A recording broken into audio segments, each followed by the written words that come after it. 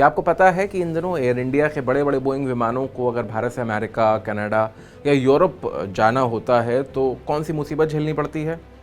नहीं पता?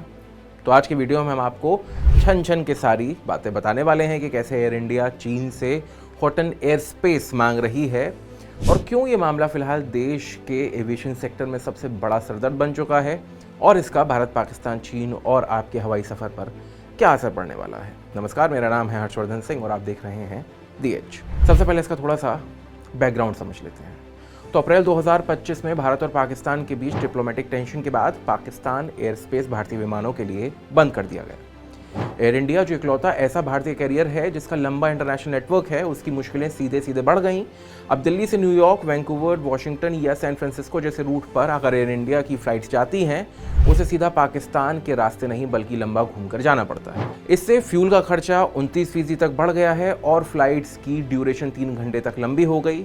इतना ही नहीं, एयर इंडिया को अपनी कुछ फ्लाइट्स बंद करनी पड़ी, जैसे दिल्ली वॉशिंगटन रूट अगस्त में सस्पेंड हो गया और मुंबई बेंगलुरु से सैन फ्रांसिस्को वाली फ्लाइट्स अब अनअवेलेबल यानी लगभग बंद जैसी हो चुकी है। इसमें फाइनेंशियल्स की बात करें तो एयर इंडिया के डॉक्यूमेंट्स के मुताबिक सिर्फ पाकिस्तानी एयर स्पेस बंद होने से कंपनी को हर साल 455 मिलियन अमेरिकी डॉलर यानी तकरीबन 400 करोड़ रुपए का नुकसान हो रहा है।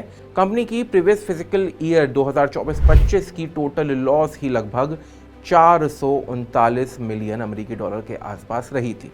तो अब इस बढ़ते हुए नुकसान, टेक्निकल स्टॉप और ढेर सारी रीराउटिंग के कारण पैसेंजर्स भी ज़्यादा वक्त ले रही एयर इंडिया को छोड़कर उन विदेशी एयरलाइंस की तरफ जा रहे हैं जिन्हें पाकिस्तानी ओवरफ्लाइट की इजाज़त मिलती है, जिससे होता है तगड़ा नुकसान। अब एयर इंडिया का नया नियम क्या है? एयर इंडिया ने भारत सरकार से अपील की है कि वो चीन से बात कर शिनजियांग रीजन के मिलिट्री एयर स्पेस, जिसमें होटन, खासकर और उनकी के ओवरफ्लाइट्स की मंजूरी दिलाएं। इस रास्ते से जाने से अमेरिका, यूरोप जैसे रूट्स न सिर्फ छोटे होंगे बल्कि हफ्ते का लगभग 10 करोड़ रुपया 1.13 मिलियन डॉलर का नुकसान भी कम हो जाएगा।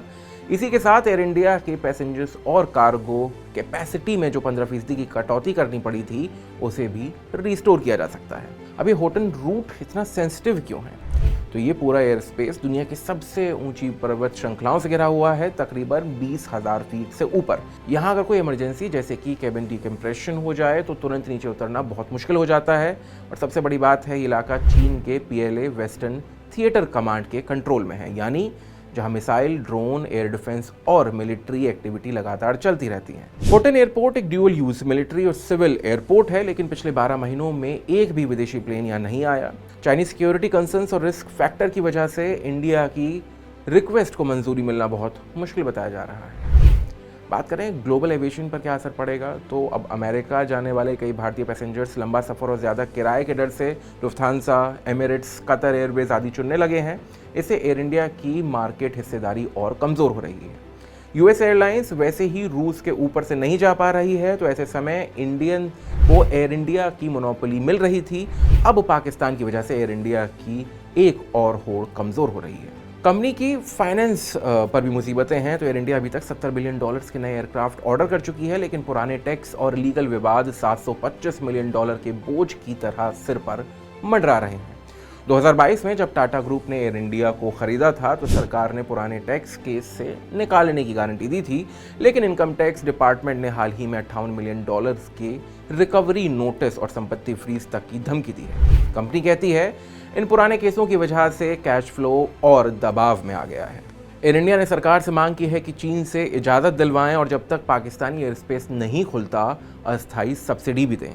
चीन के विदेश मंत्री ने फिलहाल कहा है कि हमें जानकारी नहीं है, आगे की जानकारी रेलेवेंट अथॉरिटी बताएंगी। वहीं एक्सपर्ट्स कहते हैं कि एयर स्पेस को लेकर फैसला पूरी तरह मिलिट्री सिक्योरिटी, कूटनीति और हाई लेवल राजनयिक बातचीत से ही होता है। तो एयर इंडिया अगर होटन रूट पा लेती है तो उसके पुराने रूट फिर से लाइव होंगे, फ्लाइट्स तेज होंगी और खर्च कम होगा। लेकिन सारी कहानी इंडिया चाइना टेबल पर पक रही है और इसमें जितनी सियासत है उतना एविएशन टेक्निकल ड्रामा भी।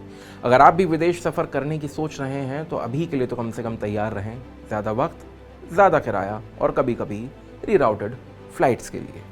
बाकी वीडियो आपको कैसी लगी आप हमें कमेंट बॉक्स में बता सकते हैं। अगर अच्छा लगा हो तो इसे लाइक करें, अपनों के साथ शेयर करें और ऐसे ही वीडियोस को लगातार देखते रहने के लिए दी एज को फॉलो और सब्सक्राइब करना ना भूलें।